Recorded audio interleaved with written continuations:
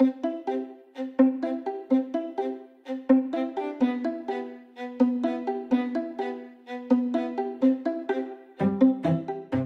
Everyone, কেমন আছেন আপনারা সবাই? আশা করি সকলেই খুব ভালো আছেন। তো আজকে আমরা চলে গিয়েছিলাম রেল কোচ রেস্টুরেন্টে। একদম প্রথমবার হাওড়ায় তৈরি হয়েছে এরকম একটা ট্রেনের কামরার আদলে রেস্টুরেন্ট। তো এইটাতে তো যেতেই হবে।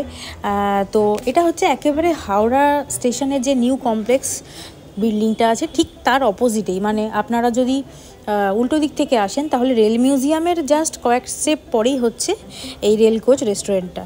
তো প্রথমবার এলাম, চলুন ভেতরে ঢোকা যাক, তারপরে অ্যাম্বিয়েন্স, খাবার দাবার সবই আপনাদের সাথে শেয়ার করছি একে একে। এর ভিতরটা কিন্তু অনেকটা বড় জায়গা জুড়ে রয়েছে, আর এই যে গার্ডেন এরিয়াটা আছে এখানে বাচ্চারা চাইলে খেলাধুলা করতে পারে, আপনারাও চাইলে একটু সময় কাটাতে পারেন। আর এই যে আলো দিয়ে সাজানো রয়েছে, বেশ সুন্দর একটা ভাইবস দিচ্ছে। তো চলুন এই সুন্দর আলোক সজ্জিত পথ দিয়ে ভেতরে চলে যাই আমরা।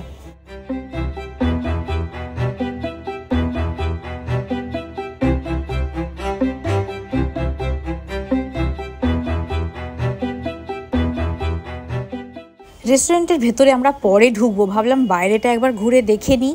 তো একদম সামনেই রয়েছে গঙ্গা, আর এখানে আপনারা দাঁড়িয়ে এই যে হাওড়া ব্রিজে যে আলোটা চেঞ্জ হয় সেটাও দেখতে পারবেন। আর একের পর এক ময়ূরপঙ্খী নৌকা যেগুলো যাচ্ছে আর কি, যেগুলো আপনাকে গঙ্গা বক্ষে ভ্রমণ করানোর জন্য রাখা হয়েছে, সেগুলোও দেখতে পাবেন। তো একটা অদ্ভুত সুন্দর মানে কলকাতার ভিউ আর কি এইদিকে হাওড়ায় বসে আপনারা দেখতে পাবেন। এখানেও লেখা রয়েছে I love rail coach restaurant. তো ভেতরে ঢুকে যাই, দেখি কি অবস্থা। এখানে বাইরেও বসার বন্দোবস্ত রয়েছে, তবে বেশিরভাগ লোকজনই ভেতরেই বসছে, কারণ ভেতরে না বসলে সেই রেল কোচ রেস্টুরেন্টের ভেতরে বসার ভাইবসটা ঠিক পাওয়া যায় না আসলে। তো আমাদের অনেকক্ষণ দাঁড়াতে হয়েছিল, কারণ ভেতরে বেশ ভালোই ভিড় ছিল। আমরা প্রথমে ভেবেছিলাম যে ভিড় কি হবে, আদৌ কি লোকজন যায়, একদমই জানা ছিল না যে কীরকম কী হবে। তো আমরা এখন অপেক্ষা করি, যতক্ষণ না ভেতরে ঢুকছি ততক্ষণ বাইরেটাতেই একটু ঘুরতে থাকি, আর আপনারাও দেখতে থাকুন।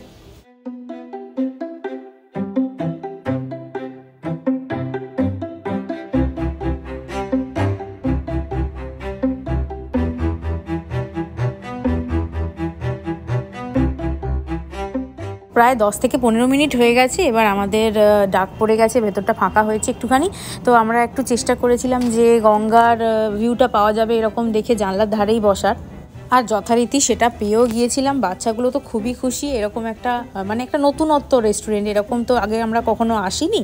মানে হাওড়ায় তো এরকম একটাও নেই, নর্মাল রেস্টুরেন্ট যেরকম হয় সেরকমই আছে।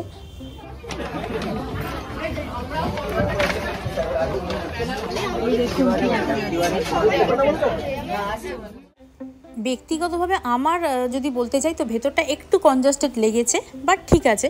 আর খাবার দাবারের মেনুগুলো আমি অল্প স্বল্প আপনাদের সাথে শেয়ার করে দিলাম, খুবই রিজনেবল। মানে চা কফি এখানে 25 টাকা 30 টাকা এইরকম, আর বাকি খাবার দাবারের দামগুলো অন্যান্য রেস্টুরেন্টের তুলনায় অনেকটাই কম।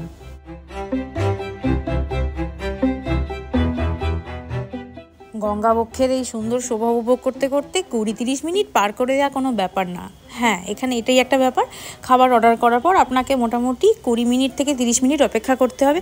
আর যেহেতু একদম গরম গরম সার্ভ করে তো এই অপেক্ষাটা তো বানতে হয়। আর আমরা অর্ডার করেছিলাম ক্রিসপি চিলি বেবিকর্ন, যেটার দাম ছিল 150 টাকা, অসম্ভব সুন্দর খেতে ছিল। আচ্ছা, তারপর আমরা অর্ডার করেছিলাম হচ্ছে ফিশ ফিঙ্গার, যেটা ভীষণই ভালো, ভেতরের মাছের ফ্লেভারটাও খুব সুন্দর আর বাইরেটা একদম ক্রিসপি। তার সাথে এই যে সসটা দিয়েছিল ডিপ করার জন্য, এটা হচ্ছে কাসুন্দি আর মেয়োনিজ মিক্স করা একটা সস। আর ফ্রেঞ্চ ফ্রাইস তো এমনি নর্মাল ভালো হবেই। মাছের মানে ফিশ ফিঙ্গারটা এত গরম ছিল মানে ভাঙতেই পারছিলাম না। তারপর অর্ডার করেছিলাম একটা নুডলস, মিক্স নুডলস, সেটাও বেশ ভালো লেগেছে, অ্যাভারেজ লেগেছে।